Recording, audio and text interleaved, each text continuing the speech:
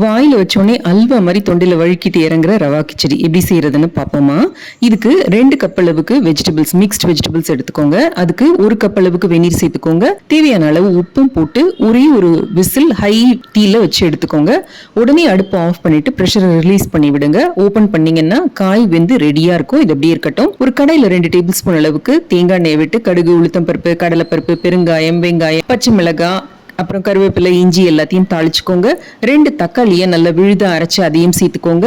மஞ்சத்தூள், மிளகாத்தூள், சாம்பார் மிளகாத்தூள் சேர்த்து இப்போ நம்ம வேக வச்சிருக்கிற அந்த வெஜிடபிள்ஸையும் போட்டு 1.5 கப் அளவுக்கு ரவாயையும் சேர்த்துக்கோங்க, வறுத்த ரவா. இது கூட தேவையான அளவு உப்பு போட்டு 4.5 கப் அளவுக்கு வெந்நீர் சேர்த்துக்கோங்க. சேர்த்துட்டு நல்லா கலந்து விட்டுட்டு இப்போ மூடி 1 நிமிஷம் வேக விட்டு எடுத்துக்கலாம் கம்மி தீல.